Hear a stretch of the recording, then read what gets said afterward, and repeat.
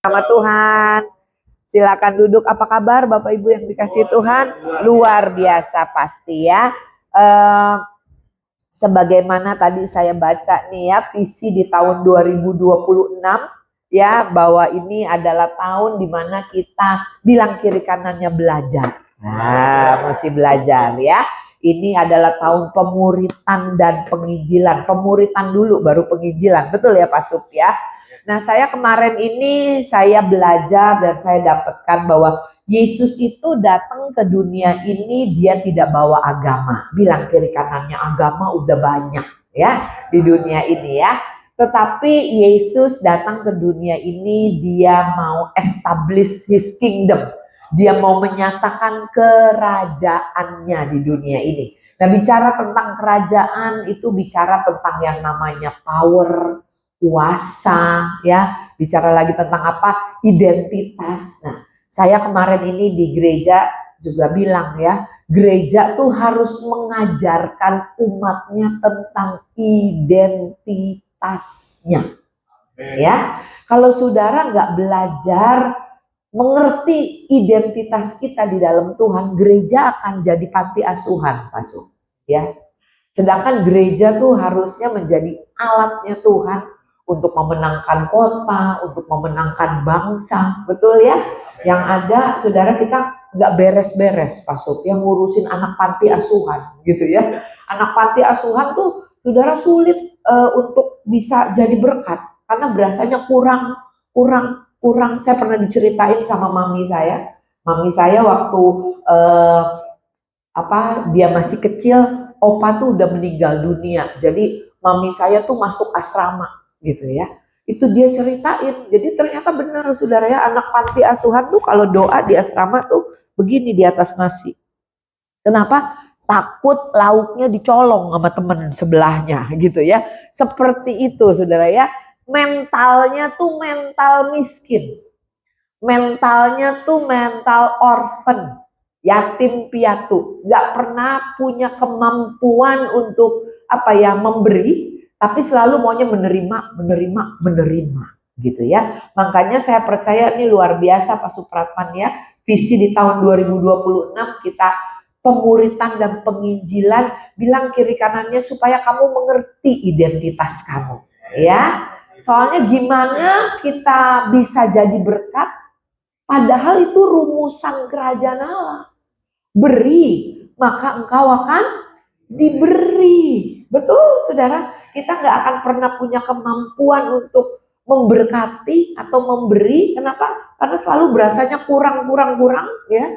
Padahal kalau dunia bilang memberi itu berarti kekurangan, di dalam kerajaan Allah, memberi itu adalah rumus pelipat gandaan. Yang percaya boleh tepuk tangan buat Tuhan kita. Amin, saudara. Nah, oleh karena itu kita belajar hari ini udah di pelajaran 4 ya Pak Sup ya. Dari penginjilan, pemuritan penginjilan. Kita mau berbicara tentang yang namanya hubungan dengan Allah. Saya minta tolong tim media untuk tampilin ayat-ayatnya ya. Saya nggak ada PPT hari ini ya. Yang namanya hubungan, apa sih maksudnya dengan hubungan? Hubungan adalah keadaan terkait atau saling terkoneksi. Itu hubungan. Makanya ada pujian yang berkata, ku terhubung denganmu, selalu melekat di hatimu. Betul, saudara?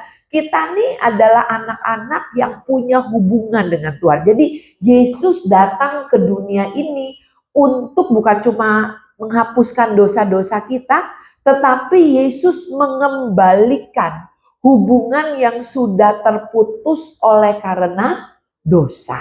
Ya, jadi kita perlu mengerti tentang yang namanya hubungan dengan Allah. Ya, kita dijadikan Tuhan, dirancangkan Tuhan untuk punya hubungan dengan Dia. Itu adalah kodrat kita sebagai anak-anak Tuhan. Apa sih kodrat? Sama seperti ikan, kodratnya di air. Paham ya? Manusia punya kodrat, punya hubungan dengan Tuhan. Makanya Tuhan menjadikan kita serupa dan segambar dengan Dia. Tuhan menjadikan kita serupa dan segambar dengan Dia. Supaya apa? Karena Tuhan mau berfellowship. Nah, Tuhan mau membangun hubungan dengan kita.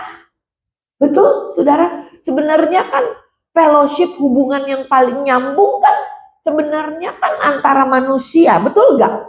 Saya gak nyambung bu, kalau sama orang berantem mulu, di mana-mana berantem. Akhirnya fellowshipnya apa? Sama anjing, sama kucing. Kalau sama anjing sama kucing diakur, sama ikan. Tapi kalau berorganisasi, bergereja, berantem mulu. Bilang kiri kanan itu kan agak lain. Ya kan? Tapi kita tuh dijadikan Tuhan, saudara, untuk sebagai makhluk sosial. Untuk bisa membangun hubungan. Dijadikan serupa dan segambar dengan Tuhan supaya bisa berfellowship sama Tuhan. Nah sama, kan enggak, gimana ya, kita tuh kayaknya kalau mau bergaul, berfellowship kan kepengennya kayaknya gini, ini satu frekuensi nih sama gue, betul gak? Ini gue kalau ngomong sama dia nyambung nih, gitu kan ya saudara ya. Saya punya teman-teman zaman SMA, zaman SMP, nggak mau nggak bisa ngumpul bareng lagi intens kayak dulu, bukannya karena sombong atau kayak gimana, enggak, kayaknya udah kagak nyambung ngomongnya. Ngalamin? Betul kan? Ya bukannya sombong, sok lu kacang lupa kulit, enggak saudara, tapi kayaknya nggak nyambung aja gitu ya. Jadi sesama manusia nih ya punya hubungan. Nah demikian pula dengan kita dengan Tuhan. Sekali lagi, kita dijadikan oleh Tuhan untuk punya hubungan dengan Dia. Itu adalah kodrat kita sebagai ciptaannya. Nah, salah satu hal terpenting dalam hubungan adalah memahami, boleh digaris bawah ini ya kata memahami ya, orang yang kita melakukan hubungan gitu ya. Sebagai contoh lah, suami istri ya, penting banget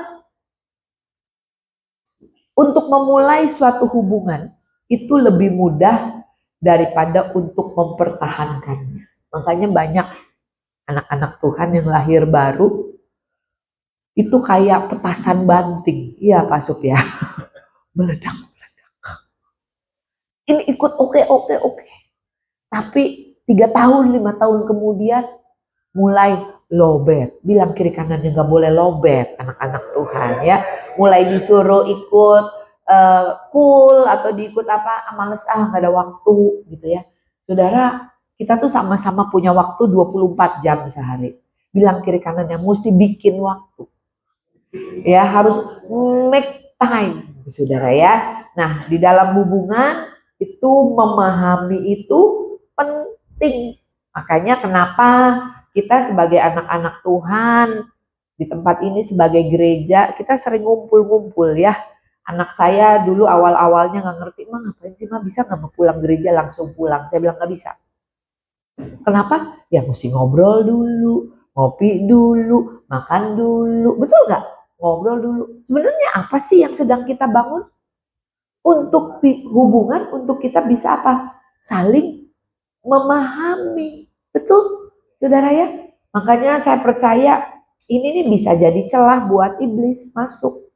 Kalau kita jarang ngobrol, kalau kita jarang membangun hubungan, ya satu dengan yang lain, gampang banget iblis masuk lewat miskom. Paham miskom? Miskomunikasi. Nah itu yang iblis lakukan waktu di dalam Taman Eden. Kalau saudara bisa lihat di dalam kitab Kejadian 3 ayat 1 sampai 5. Bagaimana iblis menipu manusia melalui ular saudara. Dan dia berkata begini, Kejadian 3 ayat 1 sampai 5. Boleh tolong ditayangkan. Kejadian 3 ayat 1 sampai 5 dibilang begini. Firman Tuhan katakan begini. Adapun ular ialah yang paling cerdik dari segala binatang di darat yang dijadikan oleh Tuhan Allah. Ular itu berkata kepada perempuan itu, tentulah Allah berfirman, semua pohon dalam taman ini jangan kamu makan buahnya, bukan?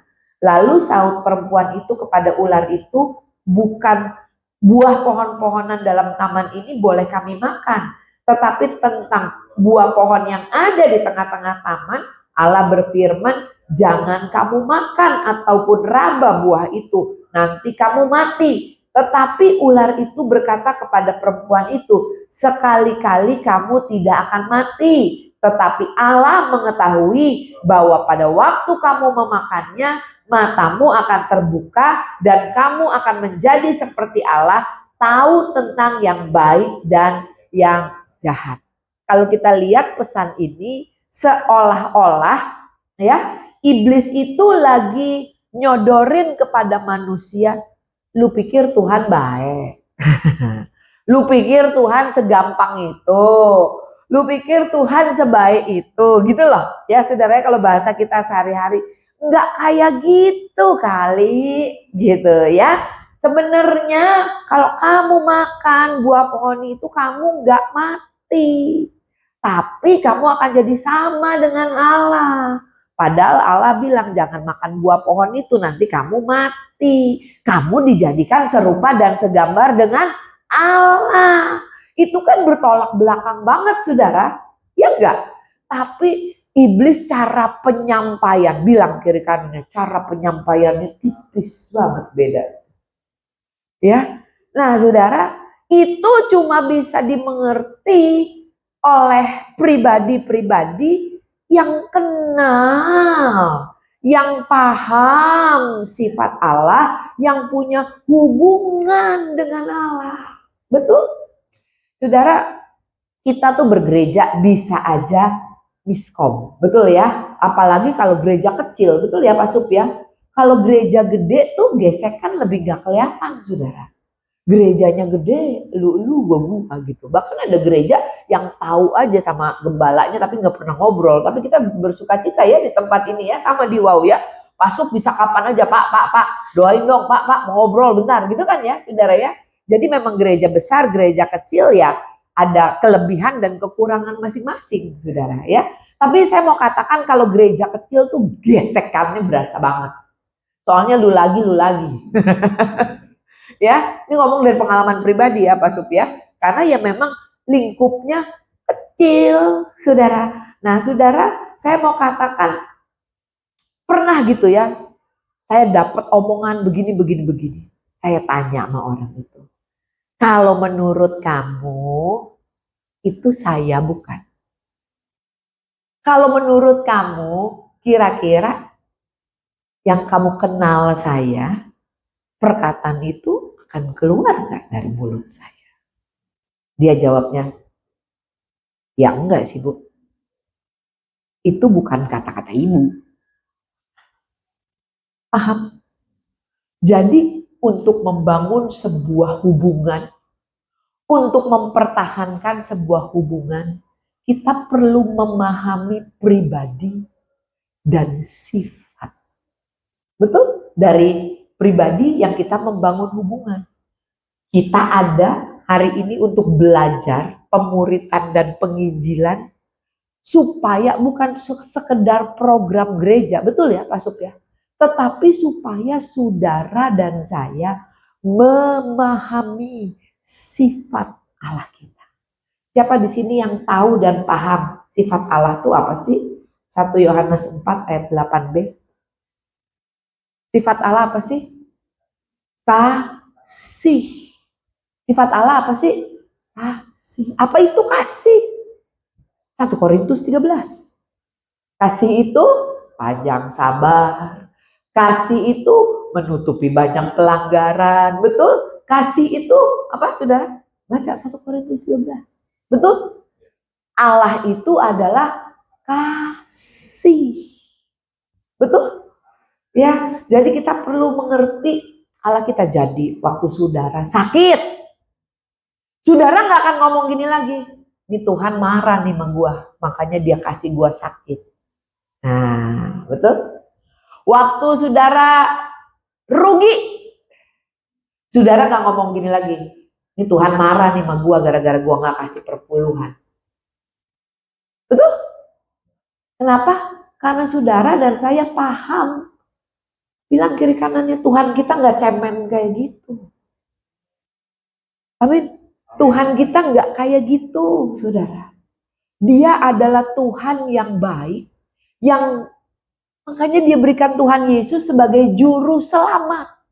Untuk apa? Dia Tuhan yang mau menolong kita. Saya sebagai hamba Tuhan, sebagai ibu gembala, bukan berarti hidup saya nggak ada masalah. Bukan berarti hidup saya nggak ada tantangan. Tetapi apapun masalah, pergumulan, dan tantangan yang saya hadapi, saya mengukir di dalam hati saya, Tuhan itu baik. Apapun yang saya alami, apapun yang saya lewati di dalam hidup saya akan bilang ini, nggak mau tahu, pokoknya yang gue tahu Tuhan itu baik. Titik. Dan bahkan firman Tuhan bilang apa? Allahku, apa saudara? Sanggup turut bekerja di dalam segala perkara, di dalam kehidupanku untuk mendatangkan kebaikan. Sekalipun mungkin sekarang yang sedang kau hadapi, ya, mungkin hasil cek darah nggak baik, mungkin saldo rekening lagi nggak baik-baik saja, saudara dapat tetap tenang dan berkata, aku percaya dia sanggup turut bekerja di dalam segala perkara di dalam hidupku untuk mendatangkan kebaikan. Amin. Dengan kata lain, saudara, setiap kita percaya sama Tuhan. Siapa di sini yang nggak percaya sama Tuhan? Boleh angkat tangan. Kita semua percaya ya sama Tuhan ya. Tetapi, saudara, percaya sama Tuhan aja nggak cukup. Percaya sama Tuhan harus menjadi dasar buat kita percaya sama jalan-jalannya. Amin. Ya, saudara ya. Karena saudara seringkali kita doa sama Tuhan, tapi kita jalannya kita juga yang ngatur. Jadi kata Tuhan, sebenarnya lu doa minta pada doa mau ngatur gua, gitu kata Tuhan ya. Kita seringkali doa, tapi kita yang mau ngatur jalannya. Saudara, ikut Tuhan tuh yang paling penting adalah kita percaya kepada pribadinya, kepada karakter dan sifat Allah, dan Dia adalah Bapa yang baik, Tuhan yang setia, yang tidak pernah berubah kasih setianya di dalam hidup kita. Colek kiri kanannya, bilang ini lu kan yang suka berubah-ubah. Ya kan? Tapi Tuhan kita bukan Tuhan yang berubah-ubah. Dia Allah yang setia, yang tidak berubah dulu, sekarang, dan selama-lamanya. Bahkan untuk selama-lamanya kasih setianya di dalam hidup kita. Saudara, kita perlu mempercayai pribadinya.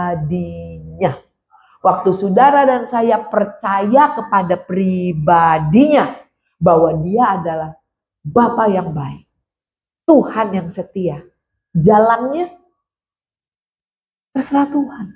Makanya ada pujian yang berkata begini, jalanmu tak terselami oleh setiap hati kami. Betul, saudara. Kita nggak ngerti jalannya Tuhan. Kalau Pak Niko bilang, kenapa kita nggak ngerti? Bilang kiri kanannya, otak kita cuma segede bapau. Betul, nggak nyampe, saudara.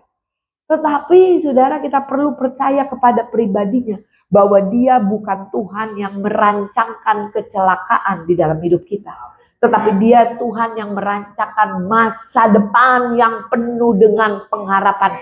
Caranya gimana Tuhan? Caranya percaya aja kepadaku.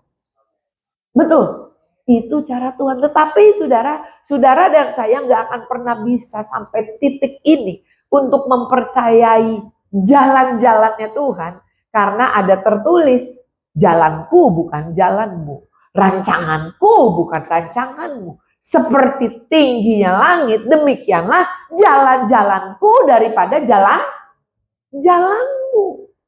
Tetapi penting buat setiap kita, gimana Bu? Untuk mengenal Allah. Allah adalah roh. Gimana kita bisa mengenal sifat sifatnya. Bagaimana kita bisa mengenal pribadinya. Bilang kiri kanannya, tuh, baca Alkitab. Amin. Saudara dan saya dapat mengenal dia melalui apa? Baca firman Tuhan. Oh enggak Bu, guru terbaik adalah pengalaman. Itu kata dunia. Saudara, saya mau tanya, mau percaya Tuhan setelah ngalamin sakit dulu, jatuh dulu, kejedot dulu, kesandung dulu, baru percaya?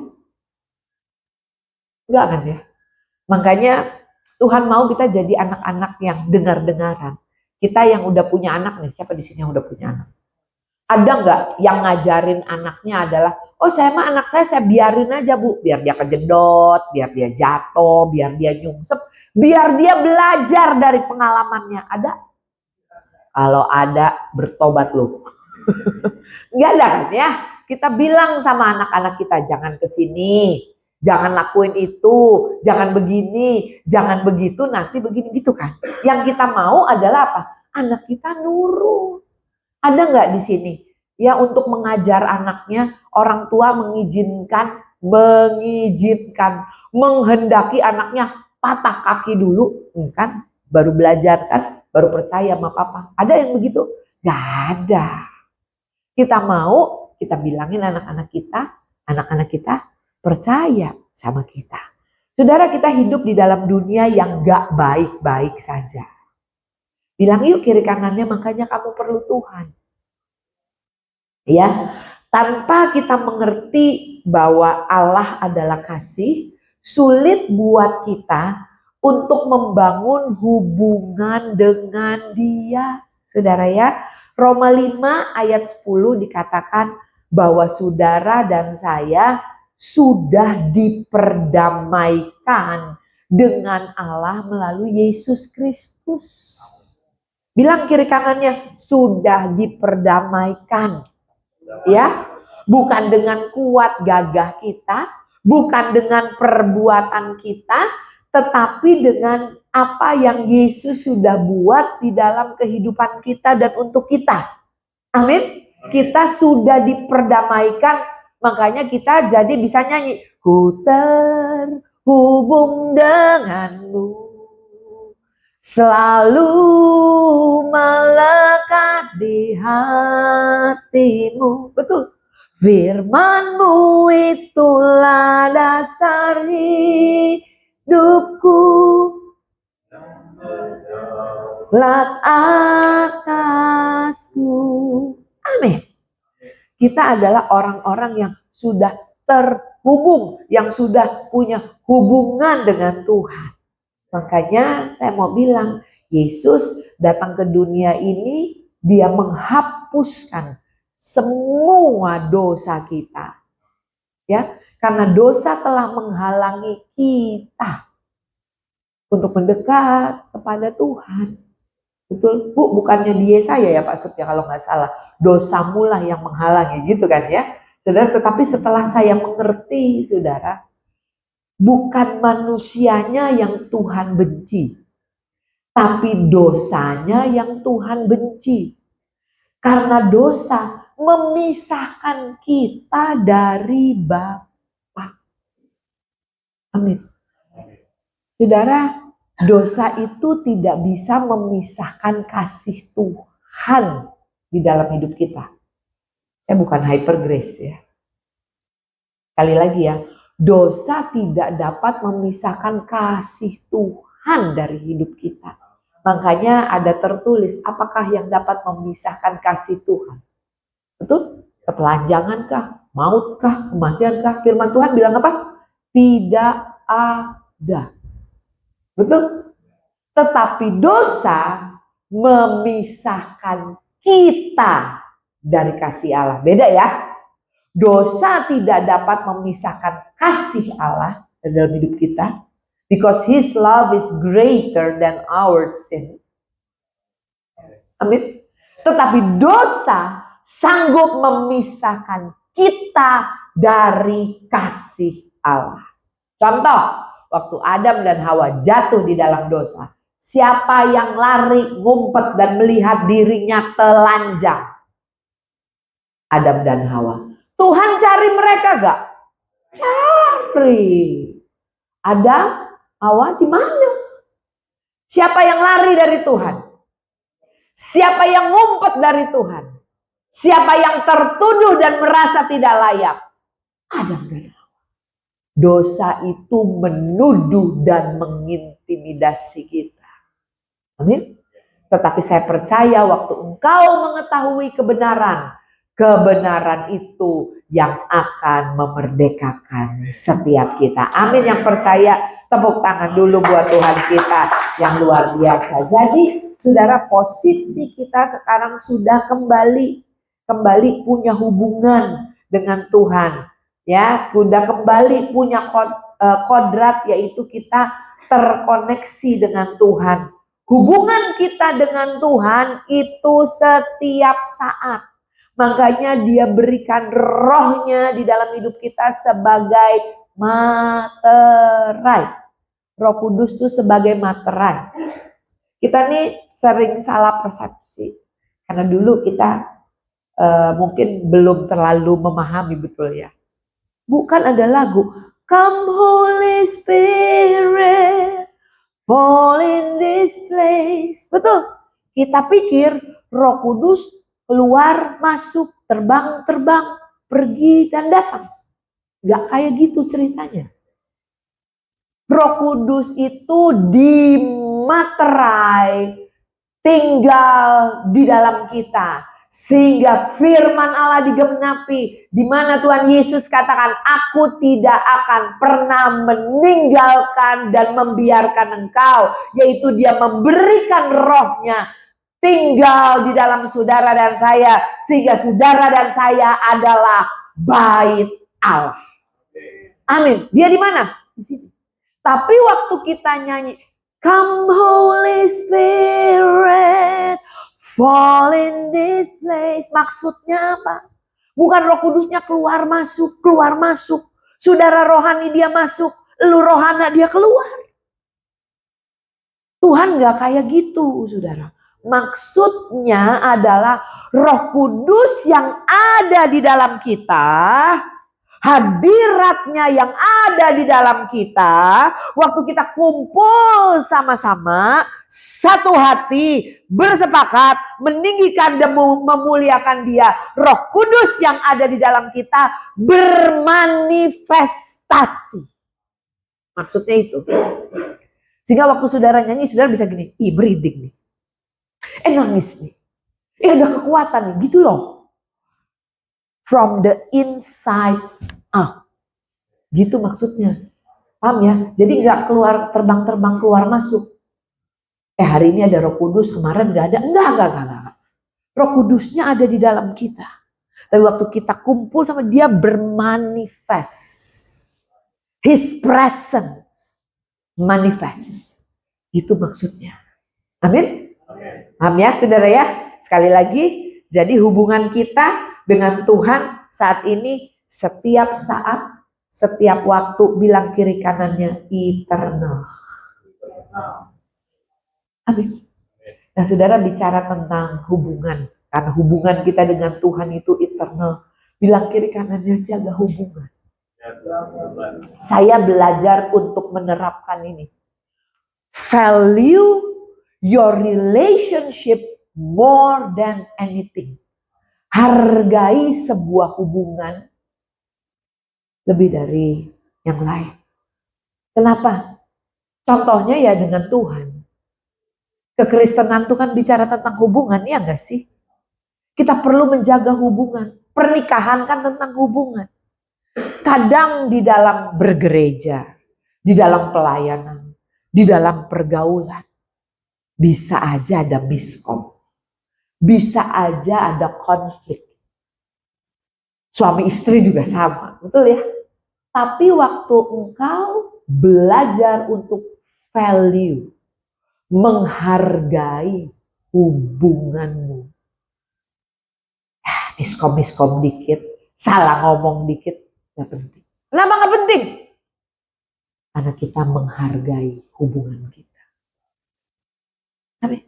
Jangan sampai gini, susah dikit gak mau ikut Tuhan lagi ah. Ada masalah dikit gak mau pelayanan lagi ah. Hal yang gak enak dikit gak mau ke gereja lagi ah. Kenapa? Sekalipun mungkin aku lagi dalam tidak keadaan baik-baik saja, aku tetap mau melayani Tuhan. Kenapa? Because you value your relationship with God. Amin. Amin. Amin. Ya, saudara, sekali lagi hubungan dengan Allah penting. Bilang kiri kanannya, hubungan dengan Allah penting, ya. Kalau saudara baca di Ibrani 4 ayat 16 dikatakan pengenalan akan Allah itu penting supaya apa? Saudara dan saya bisa punya hubungan yang baik dengan Tuhan. Waktu saudara dan saya punya hubungan yang baik dengan Tuhan, saudara dan saya punya keberanian untuk mempercayai jalan-jalan. Sekalipun jalan-jalannya sulit untuk kita mengerti. Amin, saudara. Nah, oleh karena itu, saudara, Allah sangat ingin mendamaikan manusia dengan dirinya. Allah bukan mau menghukum mereka, tapi Dia mengirimkan anaknya yang tunggal, Yesus Kristus, sebagai juru selamat, sebagai pendamai, untuk mendamaikan saudara dan saya dengan Bapa di surga. Bahkan firman Tuhan katakan, selagi kita masih berdosa, Yesus sudah diberikan buat kita. Selagi kita masih berdosa, Yesus sudah mati buat setiap kita. Amin, saudara. Jadi saya berharap dan saya berdoa lewat pelajaran hari ini hubungan dengan Allah, saudara lebih giat lagi. Ikut pemuritan, betul ya Pak Supya? Belajar Alkitab, baca Alkitab, karena kepengen kenal Dia lebih lagi, membangun hubungan dengan Dia lebih lagi. Efeknya, saudara, adalah keberanian untuk percaya kepadanya. Amin. Bahkan di dalam kitab Yohanes dikatakan, saya juga baru tahu waktu Abraham bisa segitu percayanya gitu loh sama Tuhan. Malam Tuhan suruh kasih anakmu Ishak untuk dipersembahkan gitu ya. Paginya dia bisa langsung taat gitu ya, jalan bawa anaknya. Saya kalau pikirin itu hebat banget ya gitu ya. Tapi saya ketemu kuncinya di dalam kitab Yohanes, saudara. Coba kita lihat ya. Oke, di dalam kitab Yohanes,